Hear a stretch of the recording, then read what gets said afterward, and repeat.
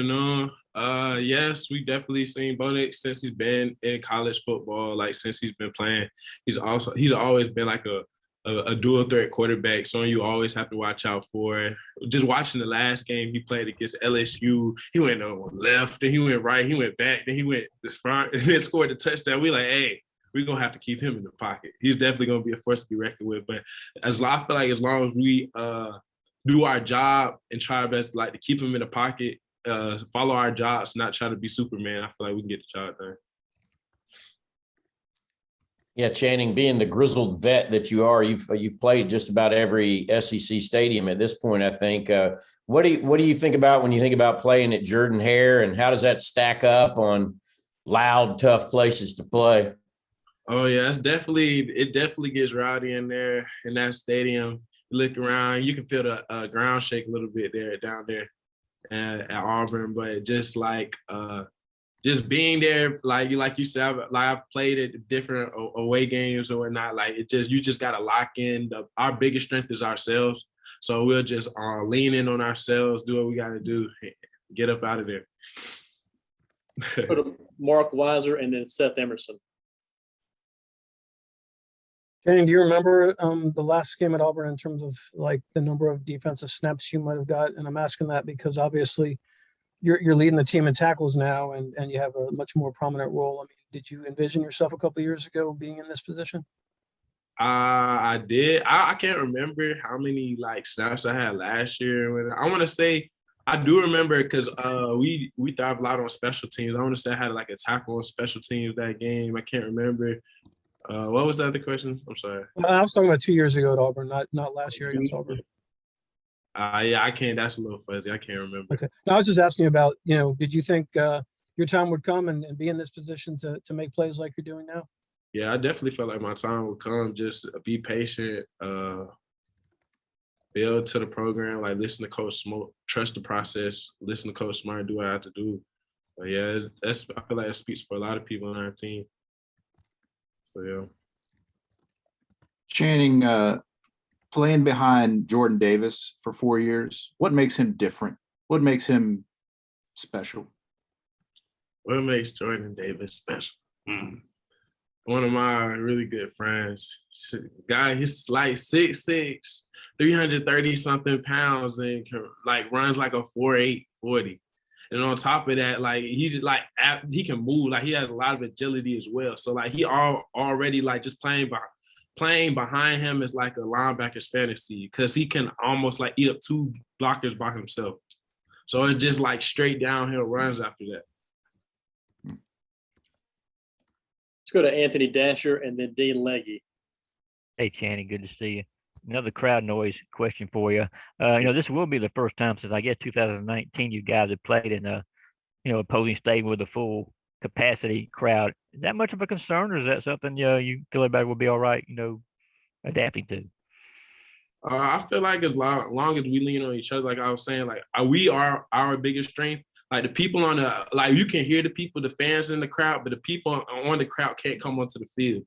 Like all they can do is produce noise. Like we're the ones who control our destiny. So as long as we take the time to control our destiny, do what we have to do and lock in on what we have to do, we'll be straight because noise can't affect how you do.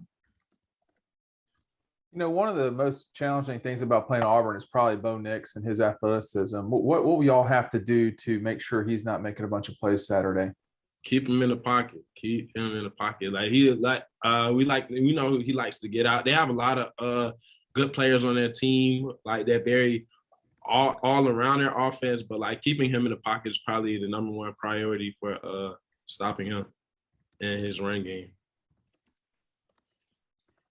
Let's go to Jake Rowe and then Jack Duffy. Hey, maybe a little bit of a different question on crowd noise. Is it easier for you guys defensively? Is it weird almost to be out there and because it's probably a lot quieter, it's probably a lot easier to hear what the offense is saying and what you guys are saying to each other, right? Here? You mean here, like here at UGA? I'm talking about when you're playing defense on the road. Like it's a lot quieter when you're on defense when you're on the road, right? So is it easier to communicate? Is it almost weird how quiet it is as you guys are out there trying to communicate to each other on the road? I wouldn't say necessarily that, especially like if it's a third down, like in a I want to say, I mean, first or second down, the offense is trying to score. Now it gets pretty loud at other stadiums or whatnot, but third downs, I could say, yeah. But like, it's kind of that's a tough question because like I feel like it varies depending on the situation, what's happening on the field. Yeah. Hey, Channing, we talked a little bit already about Bo Nix and the kind of assets he possesses running out of the pocket, but there's also Tanks Bigsby, who's a good running back. What kind of challenges does Auburn's run game present to the defense on top of Bo Nix's scrambling ability? Oh yeah, they definitely do have good running backs. So like you can't just look out for Bo Nix. You have to look out for everybody. They have really good wide receivers as well, like D-Rob that just transferred there that we all know really well. We just have to like I said, like do our jobs, not be Superman, stick to our job, like play each gap, and like it'll take care of itself. Let's go to Connor and then Palmer.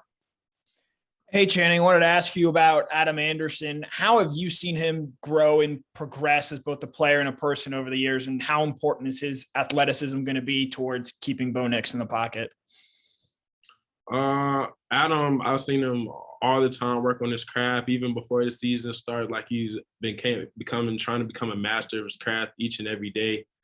Just from like maybe he was trying to do like 3 or 4 different pass rushes, just kind of like trying to experiment, trying to find out what he wants. Now, like he might have like 1 or 2, but like he'll be like a master at those 1 or 2. Like he knows what's going on in the field. Like his experience to the game has gotten a lot better. So like I'm confident in all our edge rushers.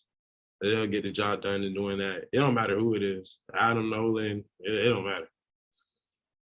Channing, along those same lines with the experience of the game and stuff like that, how much do you think that's helping you, in your 4th year, making a big jump? What do you feel like you're doing differently this year to put up some of the numbers that you are? Definitely watching more film, just becoming more of a student of the game. I feel like personally for me, I used to try to feel like I could beat everything with like athleticism, just going here or there. And that was not working at all. So just taking the time to like study different teams, learn different tendencies, learn how to key the line better, just all kind of like the fundamentals.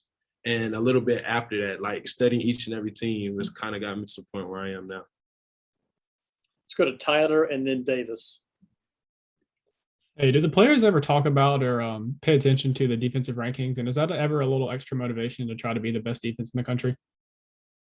We don't focus on defensive rankings. We just try to be the best, like, because we know, like, when you start paying attention to, like, what you are in rankings or not, like, that's when you start maybe getting a big head or maybe fall, like, it's not paying attention to the goal at hand. So, like, we play each and every team like it's a championship game. It doesn't matter, like, who's out there. We're trying to put our best foot forward. So we focus on our ranking there. Like, we're not even halfway through the season yet. So, like, each and every game, we got to prepare it. Like, we are the #1 defense in the nation. So, like, it doesn't matter, like what the ranking is now. We trying to put our best foot forward every time. Channing, 2 more sacks for Nakobe Dean on Saturday. What do you think's made him so successful at rushing the passer this year? During this season, Coach Schumann and our group personally and the linebackers, we have been focusing a lot on having a rush plan.